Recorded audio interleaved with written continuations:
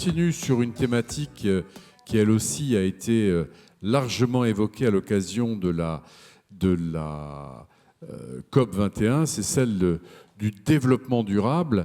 Et on va s'intéresser à l'urbanisme durable avec Dominique Tessier de l'Ordre des architectes, Anne-Sophie Périssin qui est directrice de l'association HQE et Charles Paradis qui est directeur général du pôle concession chez Bouygues Construction. Si vous voulez bien me rejoindre.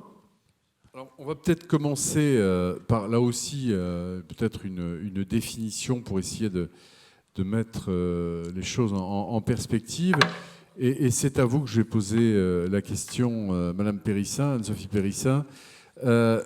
Comment peut-on définir l'urbanisme durable en termes de construction et d'usage, puisque c'est votre spécialité notamment? Alors moi je dirais, je vais prendre les enseignements de la table ronde numéro 1. Petit 1, pas de définition de l'action et du projet. Je crois que la notion de Green Deal a été avancée tout à l'heure. C'est important sur l'urbanisme durable de ne pas commencer par remettre effectivement le sujet à travers des normes, des réglementations.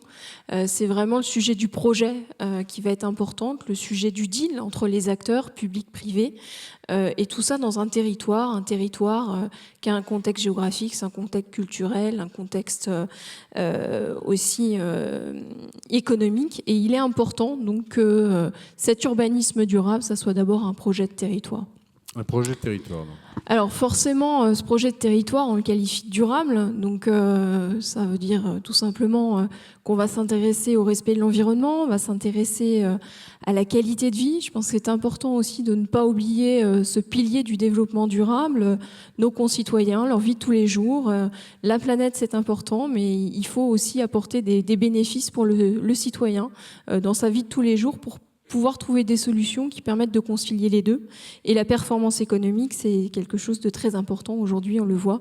On arrivera à concilier ces sujets que si on allie ces trois engagements. Oui. Charles Paradis, pour le groupe Bouygues, alors qui est un groupe multiforme, les infrastructures, la construction, les réseaux, etc., etc., cette notion d'urbanisme durable, la définition que vous en donnez?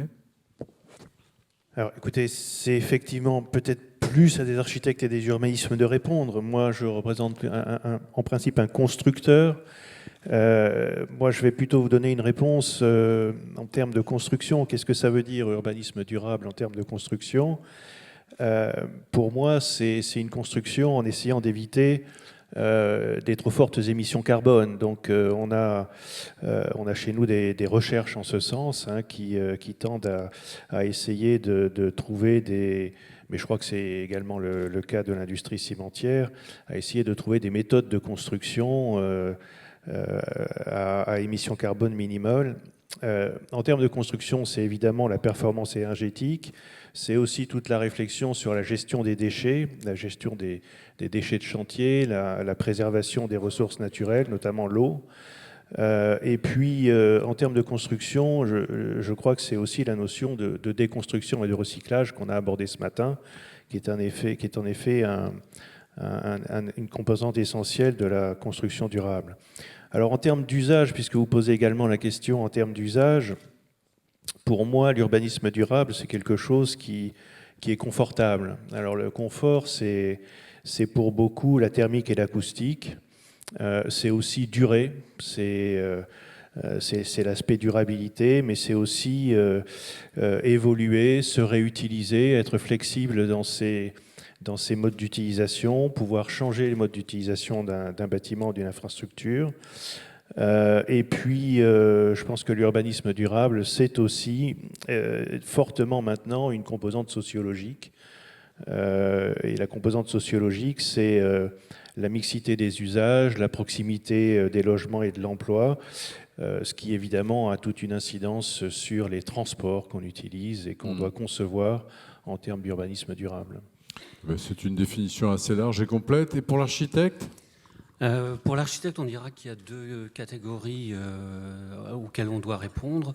Disons que l'architecture ou l'urbanisme a des constantes, des permanences, et à des variables auxquelles elle doit répondre. Je dirais que les permanences, elles sont là depuis que la planète existe et que l'homme existe. Il faut tenir compte de où se lève le soleil, où il se couche, quel est le type d'ensoleillement, quels sont les vents, quelles sont les pluies, la topographie bien évidemment, la nature des sols. Je pense que c'est des éléments fondamentaux, ça paraît peut-être la palissade de... On les avait oubliés? Ça arrive qu'on les oublie, oui, ça arrive qu'on les oublie. Par exemple, construire dans un terrain en pente et en faisant un terrassement pour y mettre un bâtiment tel qu'on pourrait le mettre sur un terrain plat, bah, c'est une façon de l'oublier, oui. Et ça existe, ça existe. On peut le dire que dans l'architecture ordinaire, ça existe. Voilà, après, il y a des éléments qui sont variables. Je pense qu'il faut éviter de raisonner avec des stéréotypes, notamment sur la question des modes de vie. En réalité, les modes de vie sont très dissemblables selon les populations, selon les territoires. Ils sont aussi, comment on pourrait dire, rattachés à des histoires locales. Et je pense que la relation à l'usage, c'est aussi la relation, ce que les sociologues appellent le ici et maintenant, qui permet d'identifier où on est dans un déjà là et faire avec. Ensuite, je pense qu'il y a une autre dimension, c'est que cet urbanisme durable, pour qu'il soit réellement durable, il faut être capable d'anticiper les évolutions. Et l'évolution des modes de vie, oui, et l'évolution des usages. Alors justement, parmi les évolutions, Dominique Tessier, oui, il y a celle de la transition énergétique qui a fatalement un impact sur la façon de l'urbanisme, de penser l'urbanisme de demain. Mais quel impact précisément ? Il y a des impacts sur la manière de disposer des bâtiments. On en parlait tout à l'heure par rapport à la question d'orientation. Et puis aussi... la densification. La densification. Alors, c'est objet de débat. Hein. Il y a plusieurs types de densification. Selon que l'on est déjà dans une ville où on refait la ville sur la ville, où on se surélève dans la ville. Mais il y a des contreparties à ça. Si vous densifiez beaucoup, vous devez aussi dédensifier en donnant des espaces de loisirs. Souvent, on n'entend pas les deux discours en même temps. J'ai participé, par exemple, à la question de la révision du PLUE de Paris. Cette question de dire on densifie, elle est bien posée. Mais cette question de dire est-ce qu'on élargit les parcs et jardins parce qu'ils sont saturés le samedi et le dimanche, il faut aussi trouver une réponse. Je pense que l'urbanisme durable, c'est à ça qu'il doit répondre. C'est un ensemble, une multiplicité de critères. Anne-Sophie Périssin. Oui, bien sûr. Enfin, ces sujets, ils sont complexes, donc il ne faut pas oublier une question. Je crois que c'est ça qu'il faut retenir de ces sujets. Pour revenir peut-être sur la loi de transition énergétique pour la croissance verte, il y a deux éléments, je pense, enfin, il y en a plein d'éléments intéressants, mais je vais m'attacher à ceux qui concernent plus spécifiquement le bâtiment. Donc, dans la loi de transition, il y a effectivement la création... ou la définition de ce qu'est un bâtiment à haute performance environnementale et également la définition des bâtiments à énergie positive. Et avec ces définitions, on a deux éco-conditionnalités qui sont prévues, puisqu'on a prévu d'y ajouter le bonus de constructibilité et on a prévu d'y ajouter l'obligation sur les bâtiments exemplaires, ce qui rejoint la question de la mobilisation de la commande publique de tout à l'heure. Alors, ce qu'on peut retenir sur cette loi de transition énergétique, c'est que bien que ça soit la transition énergétique, finalement, elle marque le fait que, bien sûr, il faut continuer à s'occuper de l'énergie, mais pas que. Pas que parce qu'on a introduit le critère carbone, mais aussi les indicateurs environnementaux de façon plus générale. Cette loi de transition énergétique, à travers notamment donc la haute performance environnementale, introduit donc une analyse, un regard des bâtiments au regard d'abord de l'ensemble de leur cycle de vie, donc construction, vie, démolution. Donc ça c'est intéressant parce qu'on va pouvoir réfléchir différemment. Et elle introduit aussi l'ensemble des critères, donc énergie, CO2, mais aussi déchets, consommation d'eau, etc. Autrement dit, quelque part, c'est cette loi de transition énergétique. Alors, entre nous, c'était déjà écrit dans le Grenelle.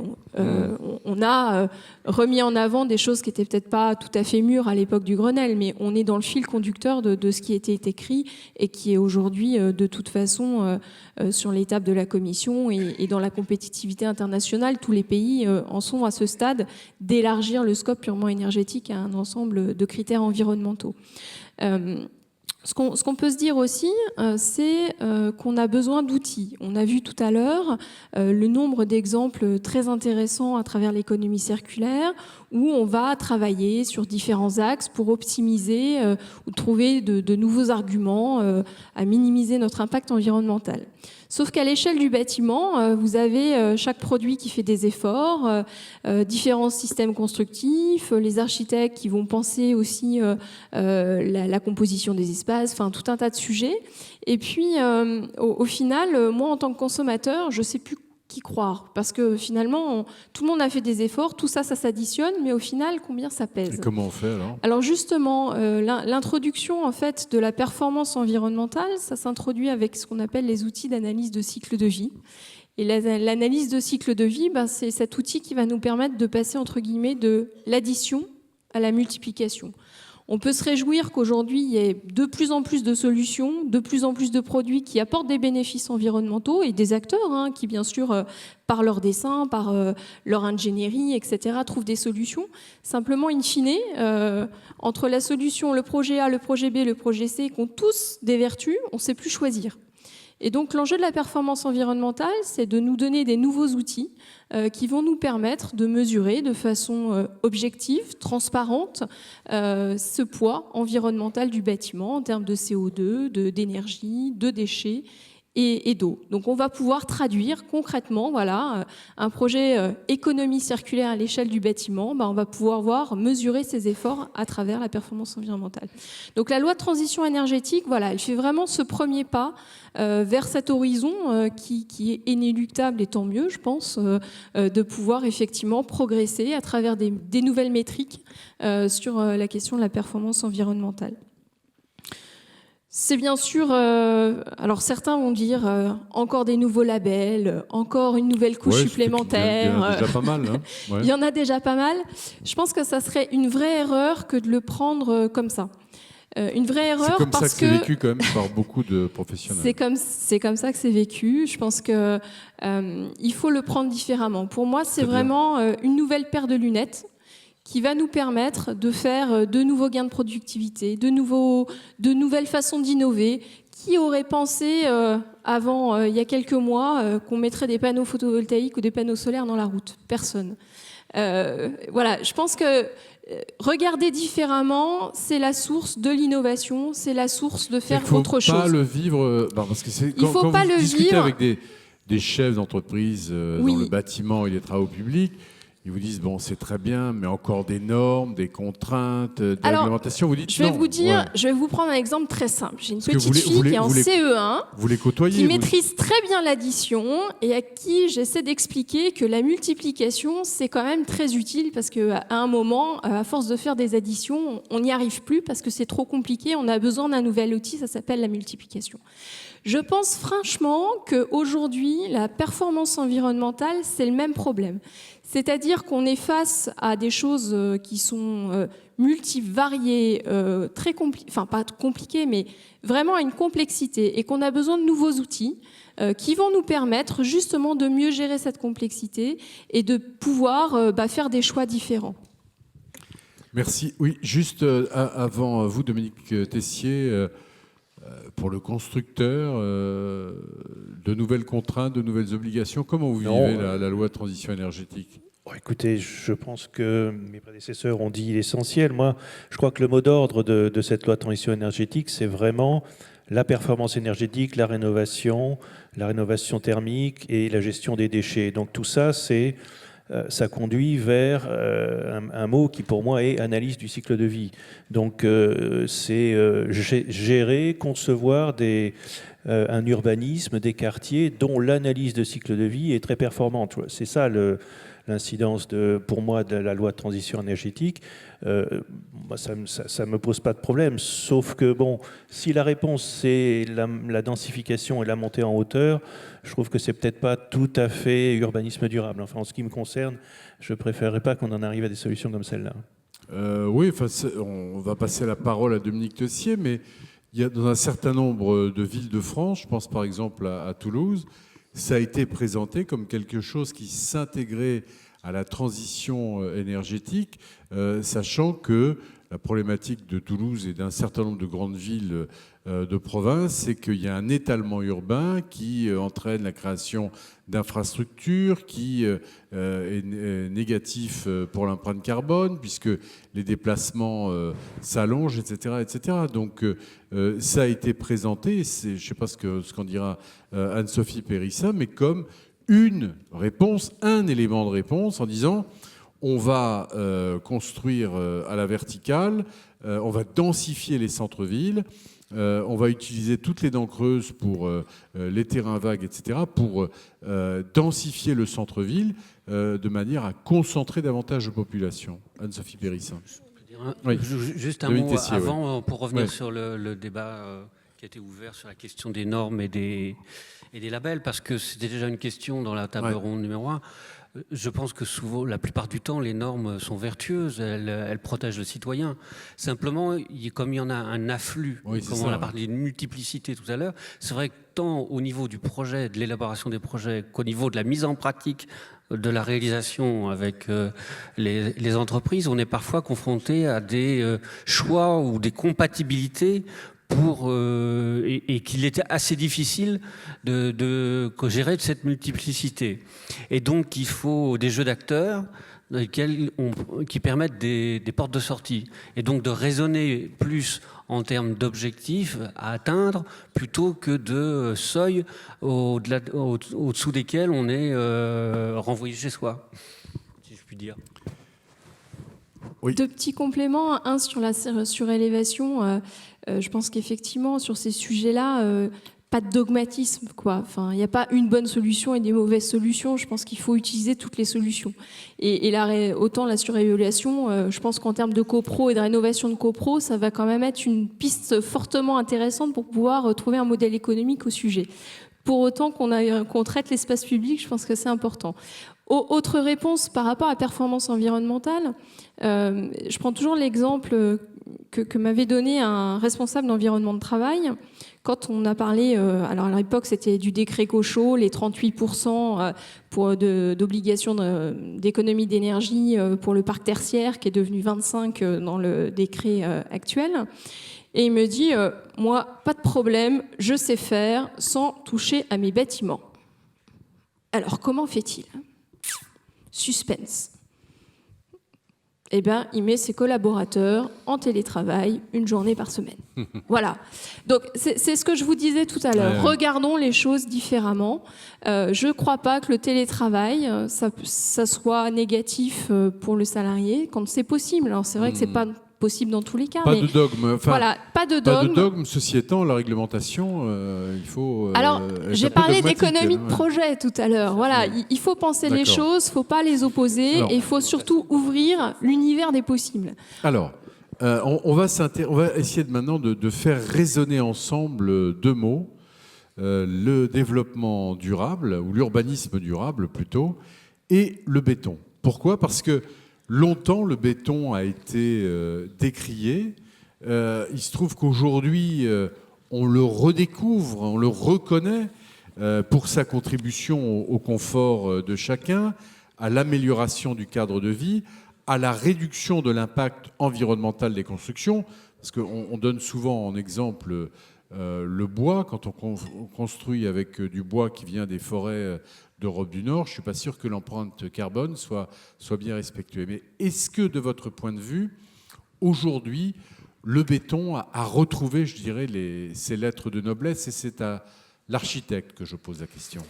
Le béton a des qualités qui sont contradictoires. D'abord, je dirais ce qui est le plus positif, il est issu de matériaux naturels pour la plupart, le sable, le gravier, etc. Voilà, de proximité.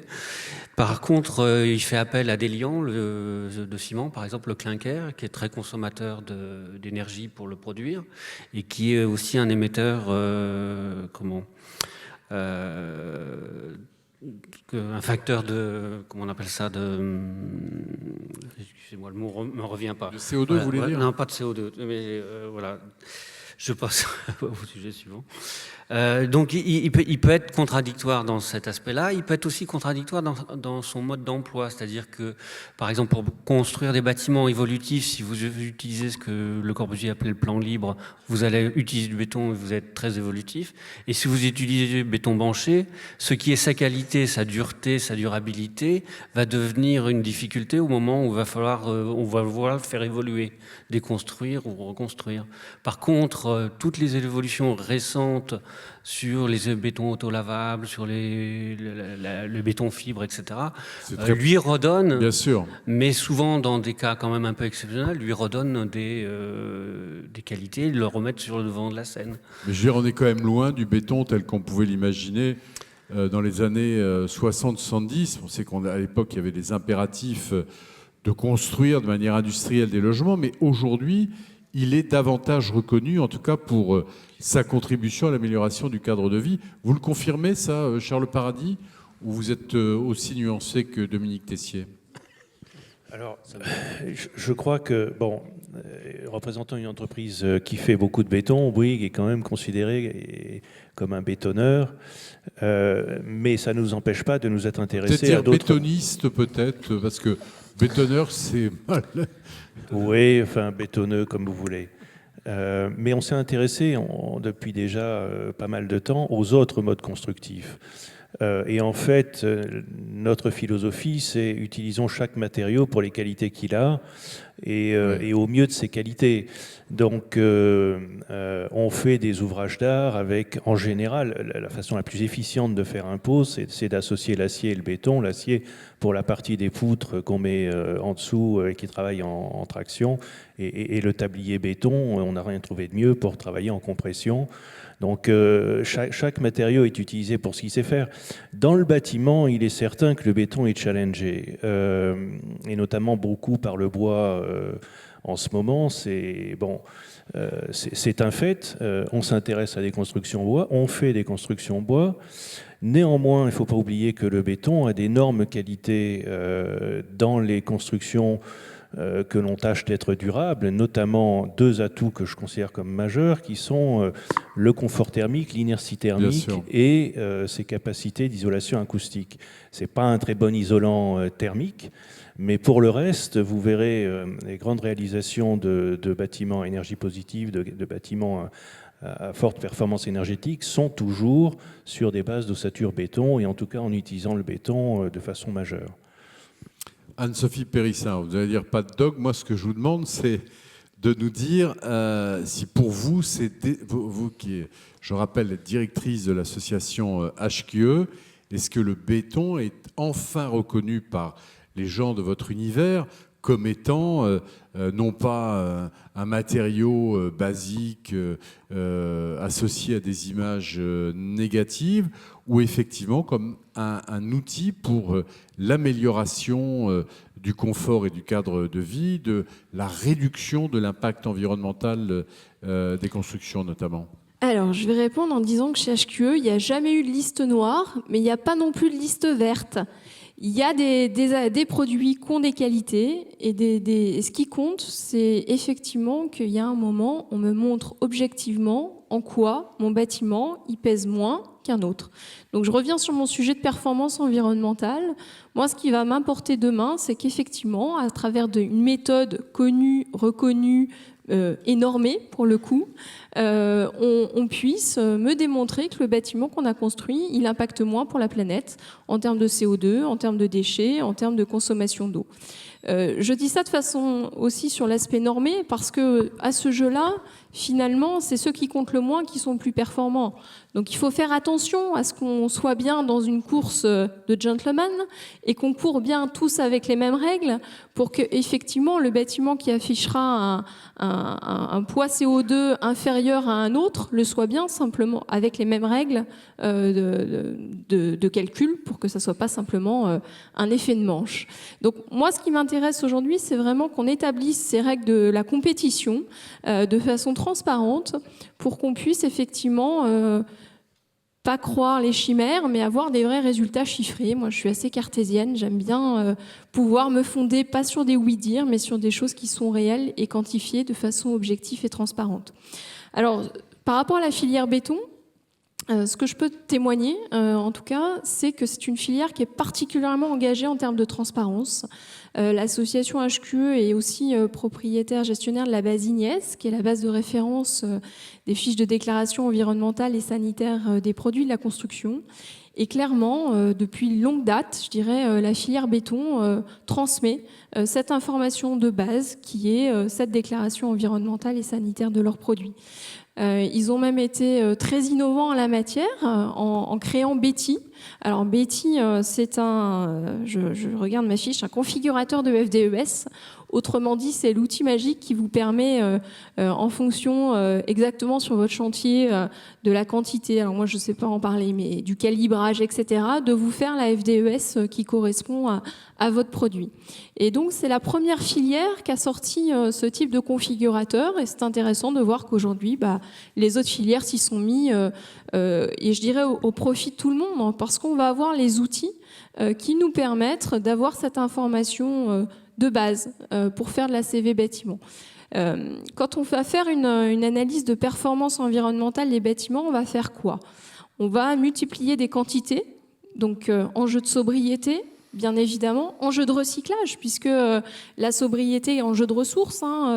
La sobriété, c'est mettre moins de matière, mais c'est aussi utiliser une matière, nous on l'appelle matière secondaire, pour pas dire effectivement déchets.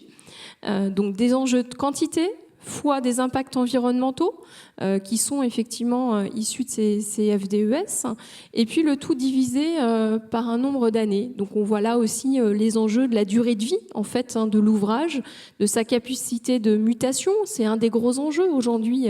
J'ai un super bon bilan environnemental et puis finalement mon bâtiment je le démolis complètement au bout de 30 ans.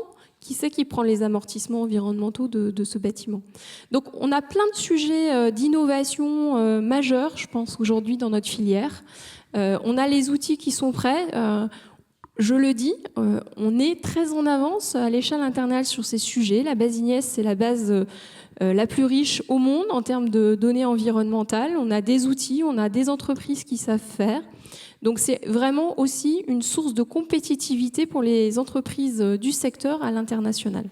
Charles Paradis, mieux vivre, mieux circuler et réduire autant que faire se peut son impact environnemental. En quoi le béton, plus que d'autres matériaux, vous paraît-il être en capacité de répondre à ces attentes sociétales aujourd'hui ? Alors, c'est plus particulièrement mon métier. Vous avez cité mieux circuler. Moi, je crois que le béton, sur le mieux circuler, va être assez incontournable. On a cité le Grand Paris, on a cité les infrastructures souterraines. Je ne vois pas comment on remplace le béton dans des parements de tunnels, dans des stations souterraines. Donc, tout ce qui va être infrastructure de transport, le béton est incontournable. Et même en surface, on construit des tramways sur des dalles béton. Donc, pour moi, sur le mieux circuler, je ne vois pas comment on remplace le béton. Mieux vivre ? Sur le mieux vivre, ce que je disais tout à l'heure, c'est... pour moi, le béton a des qualités très importantes, qui me paraissent très importantes également en logement. Enfin, je parlais du confort thermique, notamment du confort thermique d'été, où on cherche à développer maintenant des logements et même des bureaux qui bénéficient de ventilation naturelle, où on utilise l'inertie thermique du béton, on fait circuler de l'air frais la nuit et on utilise la restitution thermique du béton le jour. Ça me paraît nettement plus intéressant de vivre dans des logements ventilés que dans des logements complètement fermés, soumis à une climatisation artificielle. Le béton en logement a d'autres qualités, on ne les a pas toutes citées, mais c'est un produit stable, il n'émet pas de composés organiques volatiles, à l'inverse du bois, à l'inverse des peintures qu'on peut mettre sur d'autres revêtements. Donc le béton sera incontournable. C'est votre avis aussi, Dominique Tessier ? il n'est pas incontournable. On peut construire avec d'autres matériaux que le béton, mais c'est un matériau essentiel. Il prend une part essentielle dans la construction. Je crois qu'il y a 75% des habitations font appel à différents titres, que ce soit sous des formes de blocs ou que ce soit sous les formes de béton coulé au béton. Et qui plus est, l'industrie du béton, quand même, nous offre aujourd'hui une variété de produits qui est beaucoup plus étendue que par le passé. Je pense par exemple la question des rupteurs thermiques a été en partie réglée. Elle n'était pas réglée à l'époque où on faisait des grands ensembles. Pardon ? C'est-à-dire que pour garder un béton apparent, si vous avez un nez de plancher qui donne dehors, il faut avoir un rupteur thermique pour que la transmission du froid ou du chaud ne vienne pas à l'intérieur. C'est une question sur laquelle, moi je sais que j'ai beaucoup travaillé dans les années 70-80. C'était extrêmement complexe avec les normes. Aujourd'hui, on arrive à faire des choses comme ça. On sait faire des bétons lavables, auto-nettoyants, on sait faire quand même pas mal de choses. Le béton fibre, quand on veut faire de la décoration, comme l'a fait Ricciotti à Marseille. Il y a des bétons drainants, vous en parliez tout à l'heure. La question, c'est après, quelle expression architecturale on veut donner ? Je dirais qu'il y a 3 tendances. Il y en a une, un architecte peut très bien dire « j'emploie le béton et donc c'est cette matière-là que je veux montrer ». Et donc je vais avoir recours à tous ces bétons spécialisés dont je viens de parler, ou au contraire, je veux faire une architecture mixte, et alors là, le béton, je vais l'utiliser là où il est performant, pour franchir des portées, pour des élancements, et puis je vais travailler avec le reste. C'est aussi un bon usage du béton. Parce qu'on ne peut pas faire tout de la même manière, tout ne peut pas être uniforme. Et puis en 3e lieu, mais là je dirais je suis moins amateur pour ce qui me concerne, on peut l'utiliser pour la structure et on ne voit plus rien, ni dehors ni dedans.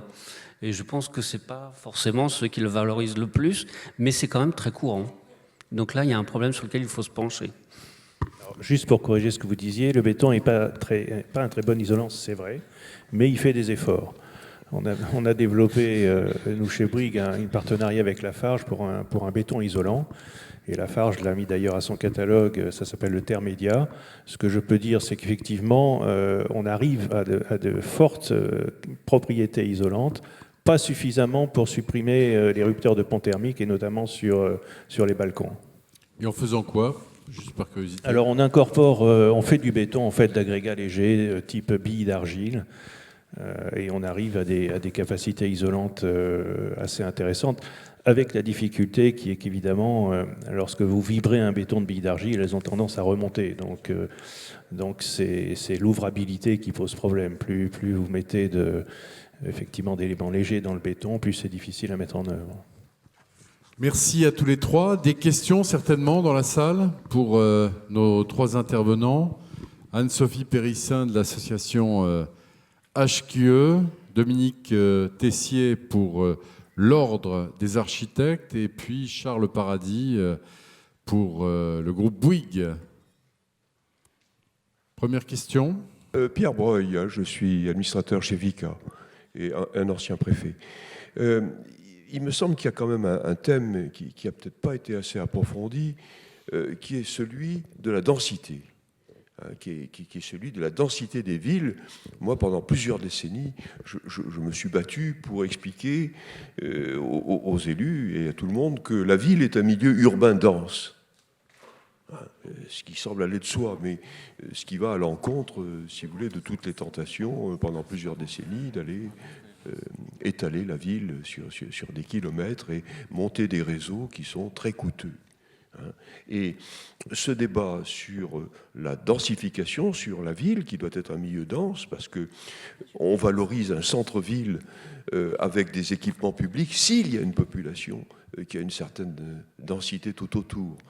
Cette conception, qui est une conception à la fois écologique et technocratique, le problème, si vous voulez, c'est qu'elle ne rencontre jamais la faveur des habitants qui sont sur place.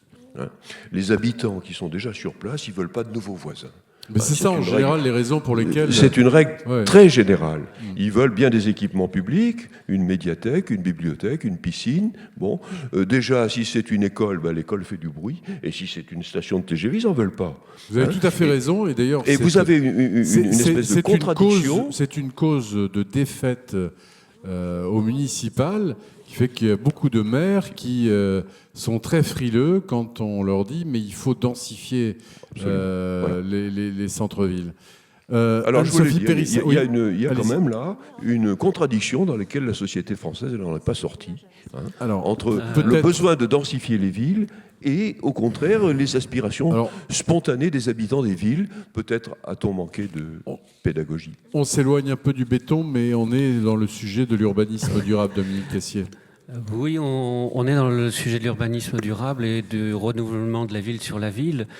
C'est vrai que si vous regardez en région, moi j'ai travaillé pendant 5 ans à Priva comme architecte conseil. Je ne comprenais pas pourquoi on faisait autant de lotissements autour de la ville. Et en fait, je me disais, mais il vient tant de monde que ça à Priva pour habiter. Et en fait, c'est une totale illusion. En fait, c'est les gens du centre-ville qui s'en Oui, vont en c'est ça, périphérie. Et donc, la question s'est posée avec les opérateurs de savoir comment on fait revenir des gens dans les centres-villes. Alors, moi, je pense il faut repenser les immeubles des centres-villes autrement. Il faut pouvoir avoir du soleil dans son appartement, il faut pouvoir avoir des terrasses, avoir des choses qui sont accessibles, peut-être des services multiples partagés à une colonne de logement. Et il faut que la ville elle-même, elle soit attractive. C'est ce que je disais tout à l'heure à propos de Paris. Vous pouvez toujours densifier. On peut donner l'exemple qu'il y a eu 3 millions d'habitants à une époque, mais 3 millions d'habitants avec des rues dans lesquelles qui n'étaient pas, c'était de la boue, quoi. On a eu des grandes difficultés à faire comprendre que densifier, ça demande aujourd'hui d'apporter d'autres services, je pense. Oui. Anne-Sophie Périssin, Moi, pour votre question l'association me HQE. permet de revenir sur un élément que je n'ai pas évoqué tout à l'heure, effectivement sur la transition énergétique. C'est aussi que finalement, on se rend compte qu'on passe du bâtiment vraiment à la ville. On a du mal, toute optimisation carbone à l'échelle du bâtiment. Si à côté, vous n'avez rien fait sur les déplacements, vous avez un super bâtiment bas carbone, mais avec un bilan carbone des déplacements horrible. Donc on voit que les sujets sont de plus en plus interconnectés, et du coup, ça rend encore les sujets plus difficilement appréhendables, d'où l'intérêt d'avoir des outils. Mais aussi, ça ouvre l'univers des possibles. Autrement dit, on est en train vraiment de se poser beaucoup de questions de est-ce que le bâtiment est la bonne échelle d'optimisation. On le voit sur les sujets, bien sûr, d'équipement, je dirais, de production de chaleur, de chaud ou de froid, tout ce qui va être lié à ces sujets. Mais on le voit aussi, la question du stockage pour l'énergie, la question des services. Est-ce qu'on ne peut pas mutualiser un certain nombre de services à l'échelle du quartier ? Typiquement, un bâtiment, est-ce que chaque bâtiment, est-ce qu'on peut pas... Aujourd'hui, quand on construit un immeuble, il y a tant de places de parking qui sont dédiées pour le logement aussi. Est-ce que finalement, ces places qui ne sont pas occupées de 8h à 20h, elles ne pourraient pas servir à l'immeuble de bureau qui est à côté ? Donc aujourd'hui, ce nouveau regard, il décloisonne aussi la question des échelles. Et du coup, ça nous donne vraiment, je pense, cette question d'économie circulaire, cette économie des flux. On est vraiment en train de la vivre aujourd'hui à l'échelle du bâtiment, en sortant aussi, et ce besoin de sortir de l'échelle pure du bâtiment. Merci Anne-Sophie Périssin. Une autre question ?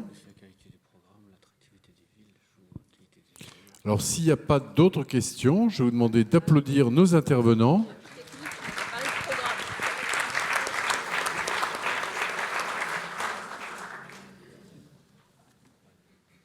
Et je vais demander donc à Monsieur de Parisot, le président du syndicat français de l'industrie cimentière, de bien vouloir nous dire quelques mots de conclusion. Et ensuite, nous aurons... Alors, c'est Charles de Courson qui remplace au pied levé François Barouin, mais vous êtes tout à fait légitime pour le faire, puisque, outre le fait que vous soyez député, vous êtes également élu local et membre du comité directeur de l'Association des maires de France, peut-être un jour président de cette Quand M. Barouin sera président de la République, non?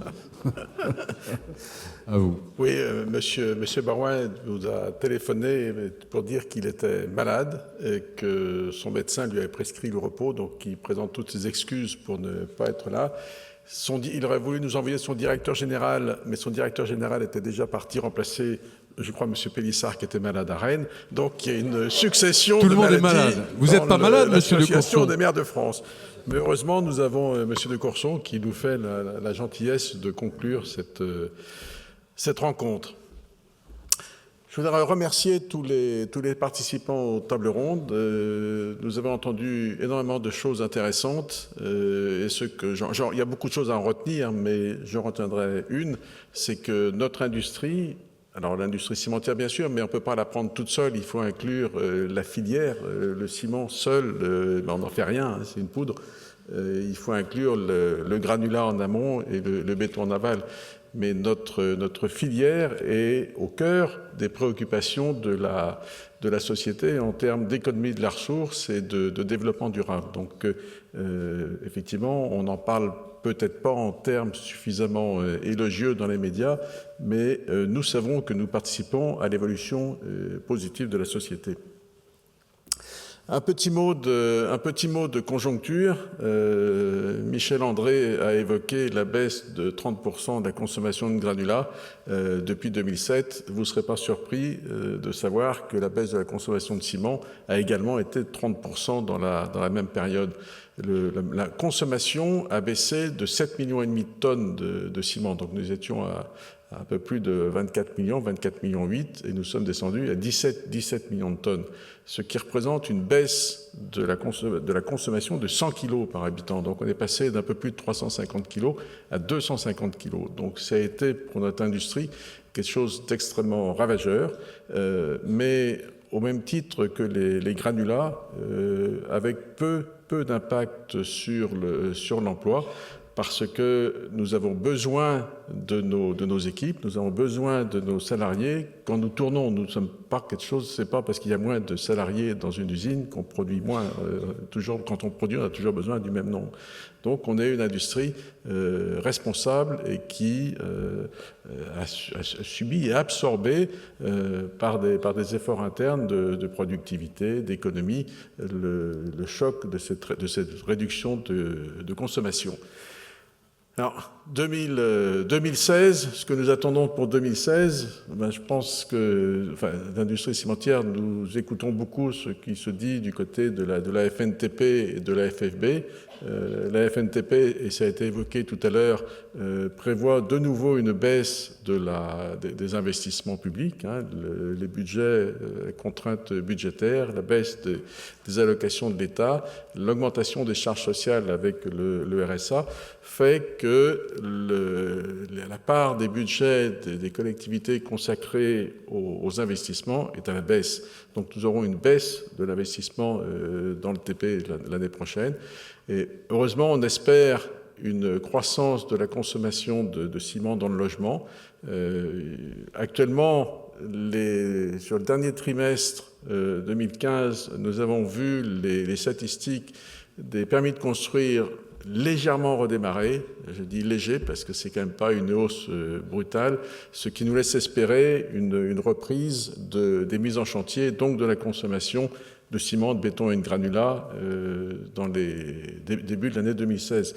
Donc on peut dire que c'est un arrêt de la chute, on peut espérer que c'est un arrêt de la chute et peut-être un début du redémarrage, avec un certain nombre de mesures prises par le gouvernement pour essayer de relancer la construction de logements sociaux, mais également de logements locatifs ou bien en acquisition à la propriété, soit par la loi Pinel, soit par la modification, l'amélioration des conditions d'accès au plan à taux zéro.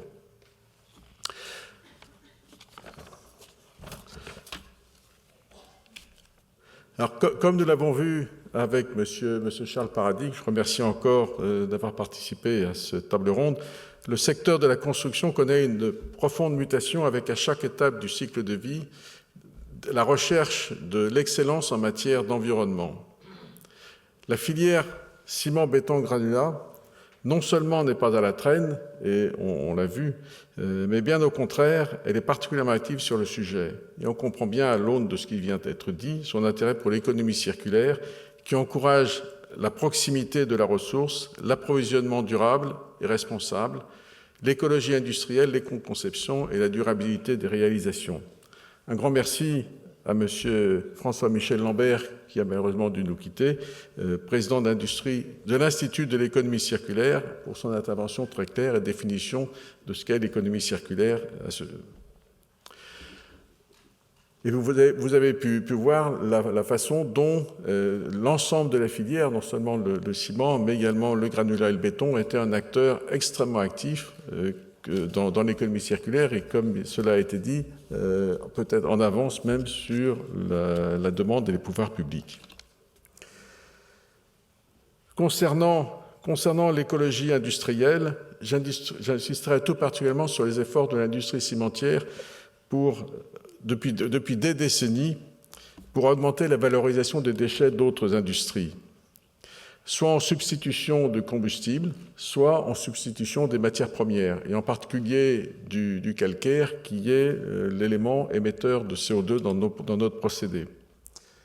Je voudrais rappeler que le développement de la valorisation énergétique des déchets en cimenterie favorise l'installation d'une écologie industrielle et territoriale. On ne peut pas faire circuler les déchets sur de très grandes distances parce que, d'abord, ils sont en général, les déchets combustibles ne sont pas très denses et le transport nuit très vite à sa rentabilité. Et également, il n'y a aucun intérêt, comme vous le signalez, Madame Périssin, il n'y a aucun intérêt à consommer du CO2 en transport qu'on peut économiser en combustion. Ensuite, l'utilisation des déchets en cimenterie permet de créer des emplois locaux, de collecte, de tri, de valorisation de ces déchets, et ce sont des emplois verts, donc tout à fait dans le cadre de la loi de transition énergétique pour une croissance verte. Et enfin, ces déchets souvent contiennent de la biomasse et participent donc aux objectifs européens de réduction des émissions de CO2.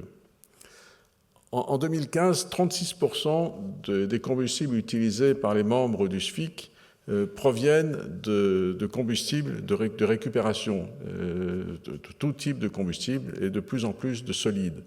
Et dans le cadre du comité stratégique filière, la profession a pris l'engagement de porter ce pourcentage à 50% de substitution d'ici 5 ans. L'engagement ayant été pris l'année dernière, il nous reste plus que 4 ans et nous sommes tout à fait en voie et sur la voie pour arriver à ces pourcentages-là. Et en termes de volume, pour vous donner un ordre de grandeur, sur les combustibles solides de récupération qui sont les déchets qui étaient précédemment enfouis dans des décharges mais qui contiennent encore de l'énergie, nous avons pris l'engagement collectivement d'en utiliser, d'en valoriser 1 million de tonnes et nous devons être aujourd'hui entre 4 et 500 000 tonnes. En termes de matières premières, alors nous sommes loin des chiffres cités par Michel André pour ce qui est valorisé par l'UNICEM, mais la filière cimentière, sur une vingtaine de millions de tonnes de matières premières nécessaires pour fabriquer le ciment, a utilisé 2,6 millions de tonnes de matières solides issues du recyclage. Donc, ça représente à peu près 13% de nos matières premières sont issues de la valorisation. Donc, la contribution de l'industrie, et si on prend la filière, est importante, et si on inclut toute la filière, elle l'est encore plus. En ce qui concerne l'éco-construction en amont, l'industrie cimentière est mobilisée tant autour de l'innovation qu'autour des procédés. Nous avons mis sur le marché des ciments à basse température, des ciments basse carbone, et dans une dimension plus prospective, la captation et la valorisation du CO2. Alors, c'est un sujet sur lequel il y a de nombreuses études de recherche et développement qui sont en cours. Il y a des pilotes qui ont été construits dans certaines usines. Et aujourd'hui, la faisabilité de ces procédés est encore à démontrer. Techniquement, il y a des procédés qui marchent, mais encore faut-il qu'ils n'aient pas besoin de trop d'énergie, qui émettrait plus de CO2 que ce que l'on capte. Certains tests avaient été faits dans des pays étrangers dans lesquels, pour capter et enfouir 1 tonne de CO2, il fallait en émettre 1 tonne de CO2 par la génération d'électricité nécessaire. Notre objectif est de construire mieux, pour longtemps, et en apportant notre contribution à la préservation de la planète. Toutes les solutions béton offrent bien entendu d'excellentes performances structurelles, mais également des performances thermiques, acoustiques et sismiques. Je crois que cela a été signalé pendant les tables rondes. Ces solutions respectent et protègent l'environnement et la santé. En effet, malgré toutes les idées reçues, et souvent fausses. J'ai encore lu hier dans un article de journal que la production d'1 mètre cube de béton avait généré la production de 450 kg de CO2. J'ai refait les calculs à l'envers. Si ce dosage, pour remonter au dosage du ciment, ça voudrait dire qu'il y a à peu près 650 kg de ciment dans 1 mètre cube de béton. Nous n'aimerons, en tant qu'industrie, on l'aimerait bien, mais les chiffres sont totalement faux. Donc, on souffre effectivement d'un problème d'image et d'une méconnaissance de nos métiers. Et l'association Bail Béton, qui a été mentionnée tout à l'heure, va justement s'occuper de propager une meilleure image et une meilleure connaissance de ce qu'est notre filière. Je voudrais également remercier Anne-Sophie Périssin pour l'approche multicritère de l'analyse des impacts environnementaux des bâtiments, de la construction à l'exploitation. C'est fondamental pour nos produits. Nous soutenons, l'industrie cimentière soutient la baisse des émissions de CO2 liées à l'activité humaine. Mais je pense qu'il faut prendre en compte également les impacts qui sont évités par l'utilisation du béton.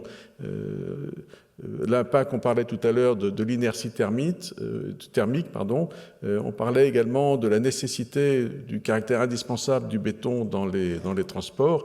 Et je voudrais rappeler à cette occasion-là que une route en béton permet d'économiser à peu près 4% de consommation de carburant du fait de la rigidité. Il n'y a plus la déformation de la chaussée sous le poids du camion ou de la voiture. Et c'est quelque chose qui a été démontré par plusieurs études, en particulier au Canada. Le béton, c'est le matériau qui façonne et qui embellit nos villes. Je n'ai pas peur de dire embellit nos villes, parce qu'il peut prendre toutes les formes et il donne aux architectes la matière pour exprimer leur génie. Par la teinte, texture, dentelle, empreinte, le béton sait tout faire pour le plaisir des architectes qui, en France, on a de la chance, aiment le béton plus que le bois ou l'acier. Cette journée est également le moment de marquer notre engagement aux côtés de la Société du Grand Paris. Et je remercie tout particulièrement M. Villemain pour sa présence. La filière béton dispose, comme cela a été indiqué, de solides atouts et est parfaitement dimensionnée pour relever le défi de ce projet ambitieux. Je voudrais rappeler que en moyenne, les besoins en matériaux du projet Grand Paris ne représentent que 10% de la capacité de production des outils de production de béton et de granulats de la région parisienne. Et ces 10%, c'est encore 20% au-dessous du niveau d'activité qui avait été atteint en 2007. Donc la filière est complètement dimensionnée et prête à apporter son concours à la Société du Grand Paris. C'est d'ailleurs ce qui a été fait avec la création d'un groupe d'experts qui associe l'ESNBPE, l'UNICEM, la FIB, Simbéton et le SFIC pour apporter et travailler avec les équipes du Grand Paris à des solutions sur l'approvisionnement des matériaux, sur des solutions constructives, sur l'évacuation des déblais. Le projet de Grand Paris, c'est une très belle vitrine des savoir-faire français, du talent de nos entreprises qui rayonnent au-delà de nos frontières. Le Grand Paris est l'occasion idéale de mettre la filière ciment, granulat, béton en avant pour toujours mieux penser l'avenir et servir nos citoyens. Mieux vivre, mieux circuler, mieux protéger la planète, le béton intervient à tous les niveaux dans la définition des territoires et de notre quotidien. Modèle d'économie circulaire, la filière ciment, béton, granulat est un partenaire solide de l'économie des territoires, des communes participant à la valorisation des déchets en fournissant de l'emploi local et une ressource accessible. Acteur de notre histoire, le béton est le compagnon d'aujourd'hui et le partenaire de demain pour toujours plus d'innovation, de performance et d'ingéniosité. Donc notre collaboration avec les communes, avec les territoires est permanente par la dimension du réseau. Je crois qu'il y a en France plus de 4000 centrales à béton qui peuvent accepter des produits de valorisation. Il y a 27 sites industriels. Donc nous sommes une filière extrêmement proche des territoires. C'était la raison pour laquelle nous avions demandé à M. Barouin de conclure cette rencontre. En son absence, je remercie encore M. Charles Amédée de Courson, qui connaît très bien l'industrie, puisqu'il a dans sa circonscription une très grosse cimenterie. Celle de Kourou.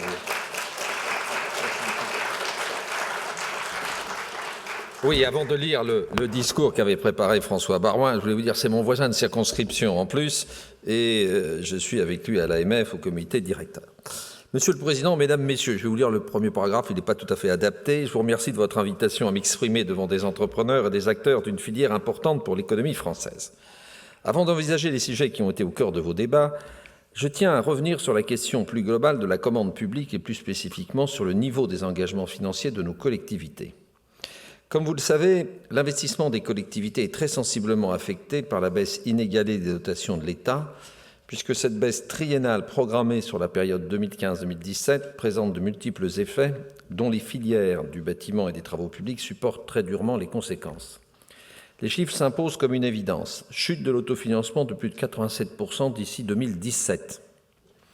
Diminution de 25% du niveau d'investissement du bloc communal, c'est-à-dire des communes et des intercommunalités. Et à ces contraintes financières s'ajoutent les nouvelles normes et obligations sur les rythmes scolaires, les aires de grand passage, les évolutions statutaires de la fonction publique, etc., qui accentuent le risque déjà bien étayé par ces filières de l'économie française. Je le dis en conscience, car l'Association des maires de France a toujours tenu un discours responsable s'agissant de la maîtrise de la dépense publique. Cette rigueur de l'analyse nous permet d'assurer la cohérence de nos positions au-delà des alternances politiques. Toutefois, la gravité de la situation impose de poser clairement le débat s'agissant du périmètre et du financement des services publics locaux, du transfert de fiscalité de l'État vers nos collectivités et de la chute des investissements réalisés ou programmés. C'est le sens de la journée nationale de mobilisation que nous avons organisée l'année dernière dans le double objectif de faire œuvre de pédagogie à l'égard de nos concitoyens et de nos partenaires et d'alerter les pouvoirs publics.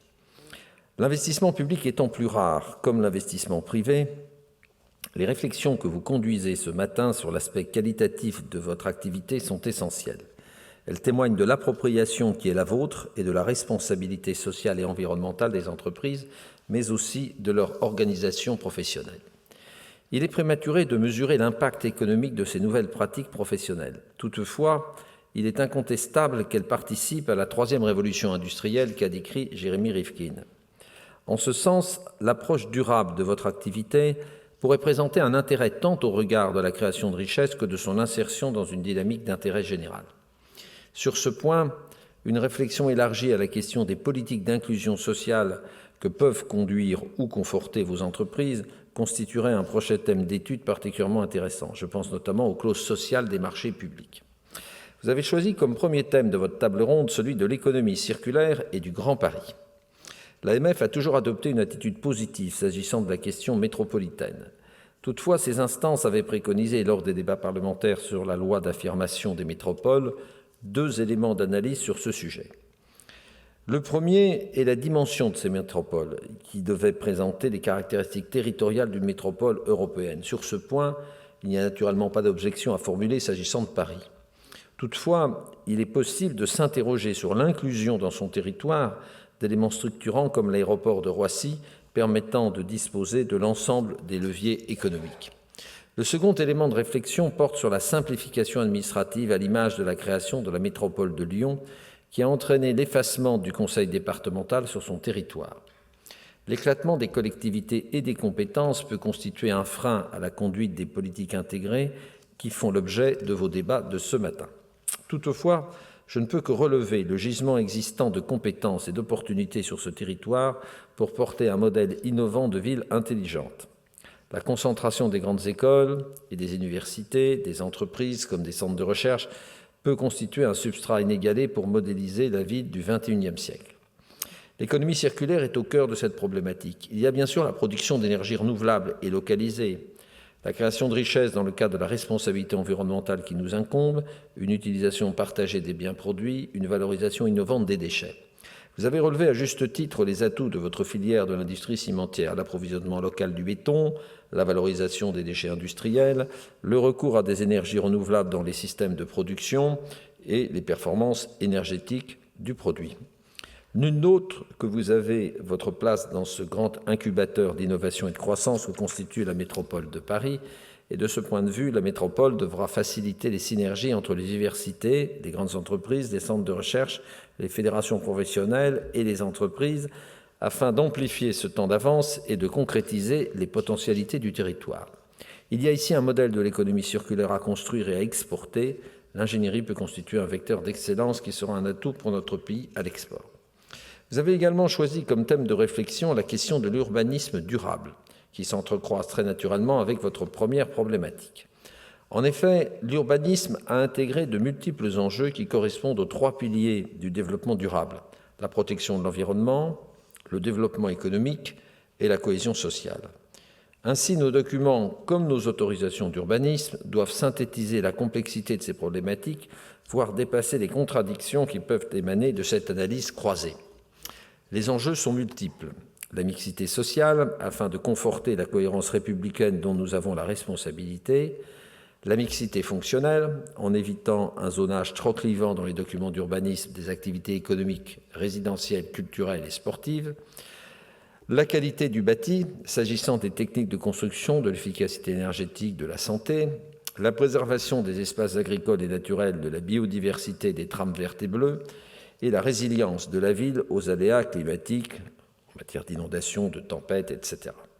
En rappelant ces enjeux, je n'ai nul besoin de souligner à nouveau vos atouts pour répondre à cette approche qualitative de la construction de nos villes. Je conclus ces quelques propos en vous apportant mes plus vifs encouragements s'agissant de vos réflexions, de vos innovations et de votre volonté de vous confronter aux défis du XXIe siècle.